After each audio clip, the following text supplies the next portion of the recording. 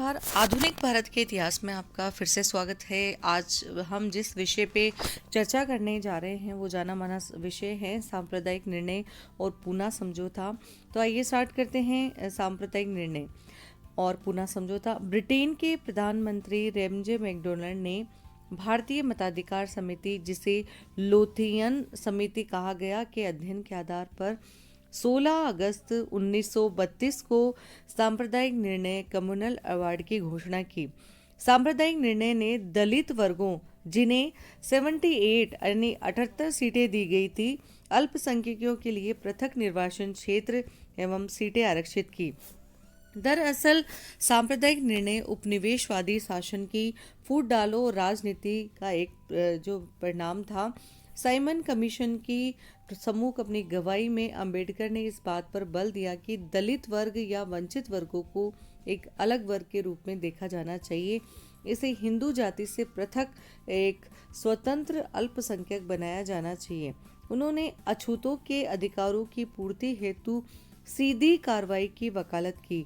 ऊंची जातियों या वर्गों से स्पष्ट विरोध के कारण अंबेडकर इस निर्णय पे पहुंचे थे कि निष्कर्ष पे पहुंचे थे कि सुधार केवल सरकार के उद्देश्यपूर्ण कार्यों से ही हो सकता है और वंचित वर्गों को लोक सेवा के सभी स्तरों पर अधिक प्रतिनिधित्व देने को कहा गया।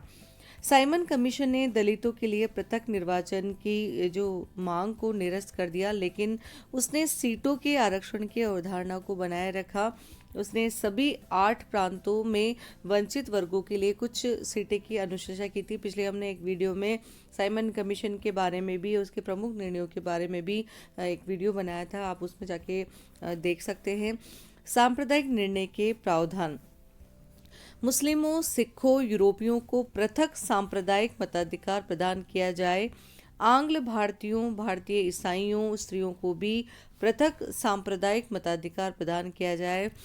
प्रांतीय विधानमंडल में सांप्रदायिक आधार पर स्थानों का वितरण किया जाए। प्रांतीय विधानमंडलों की मौजूदा सीटों को दुगना किया जाए। श्रमिकों, जमींदारों, व्यवसायियों, उद्योगपतियों को सीटों की आरक्षित की जाए। उत्तर पश्चिमी सीमा प्रांत को छोड़कर शेष सभी प्रांतीय विधानमंडलों में महिलाओं के लिए 3% आरक्षण हो।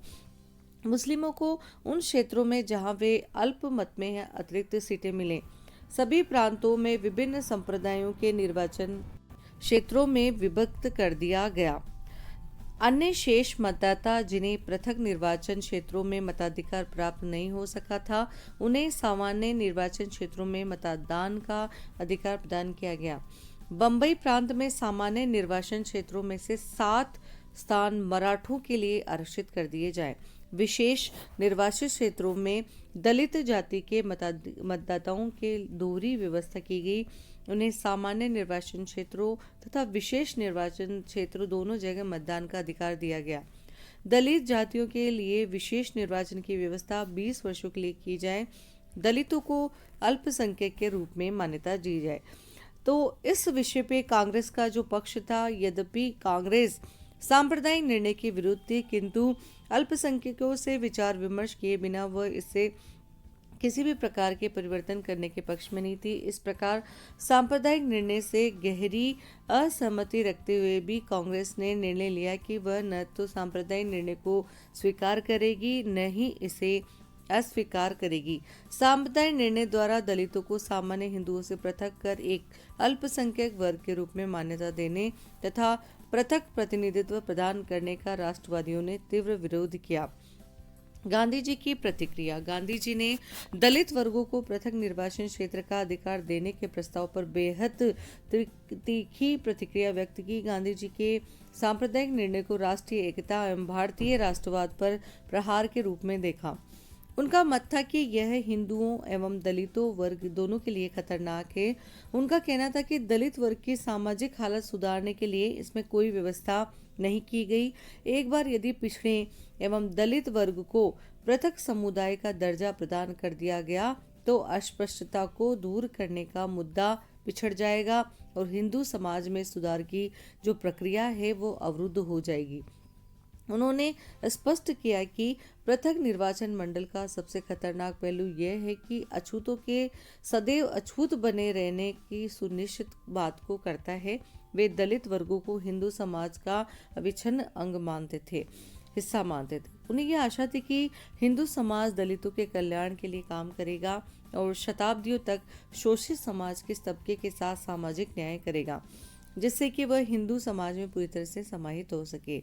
दलितों के हितों की सुरक्षा के नाम पर ही विधान मंडलों या सरकारी सेवाओं में सीटों आरक्षित करने की आवश्यकता है और न ही उन्हें प्रत्यक्ष समुदाय बनाने की, अपितु सर्वप्रमुख आवश्यकता समाज से अस्पृश्यता की कुरीति को जड़ से उखाड़ फेंकने की है।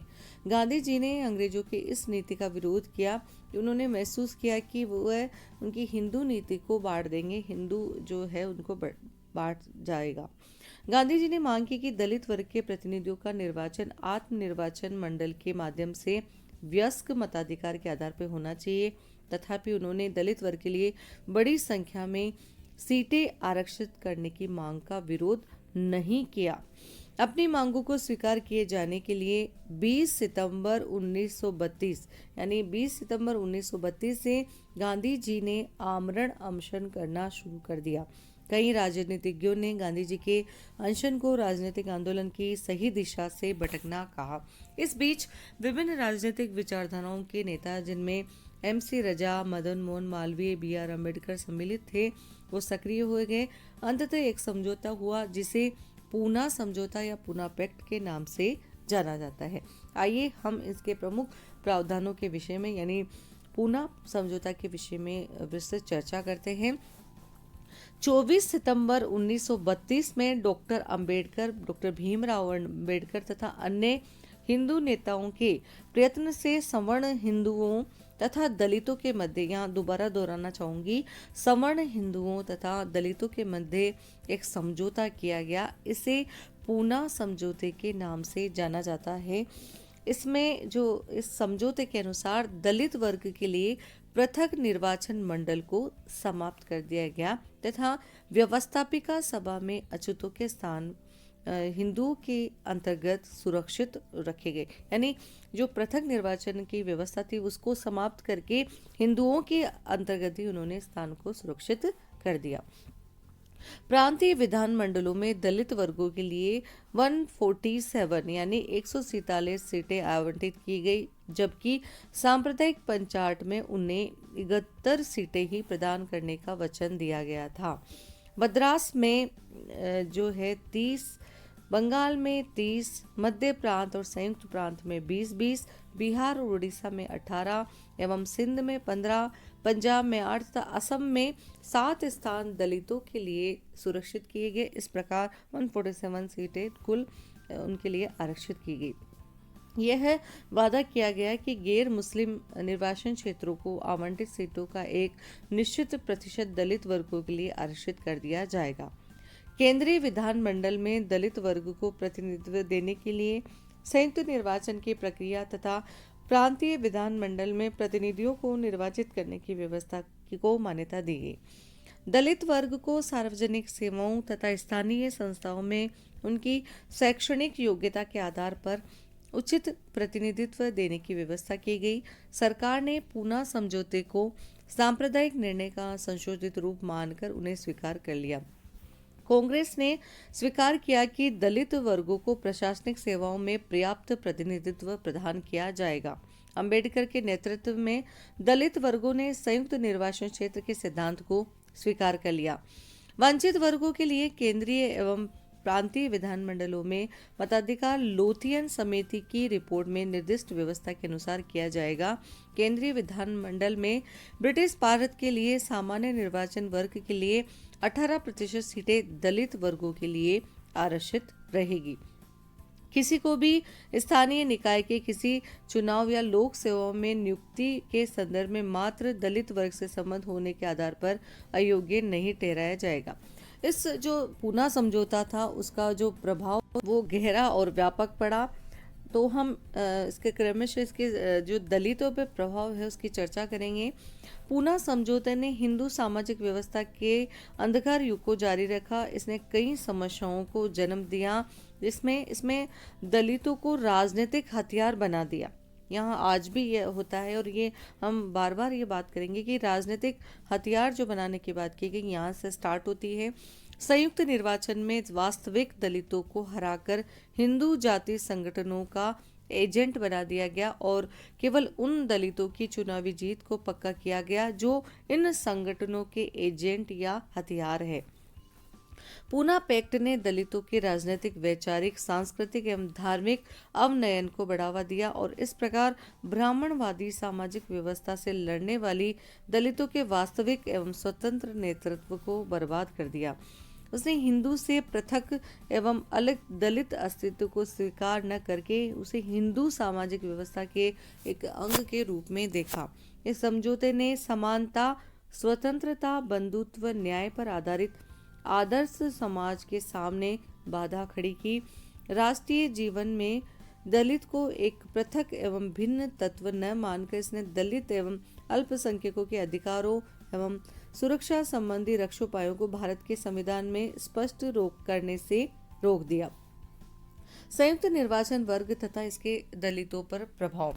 अखिल भारतीय अनुसूचित जाति की कार्यकारी समिति ने स्पष्ट रूप से कहा है कि भारत सरकार अधिनियम के अंतर्गत आयोजित चुनावों का अनुभव सिद्ध करता है कि संयुक्त निर्वाचन व्यवस्था ने विधानमंडलों में अपने वास्तविक एवं प्रभावी प्रतिनिधियों को भेजने के अधिकार से अनुसूचित जातियों को वंचित किया है, और हिंदू बहुसंख्यकों को अनुसूचित जाति का सदस्य नामित करने का वास्तविक अधिकार प्रदान किया है, जो हिंदू बहुसंख्यक हाथ की कठपुतली बन सके। इसलिए संघ की कार्यकारी समिति ने संयुक्त निर्वाचन व्यवस्था एवं आरक्षित सीट के प्रावधान को समाप्त करने की मांग की, और इसके स्थान पर पृथक निर्वाचन क्षेत्र की व्यवस्था को लागू करने को कहा।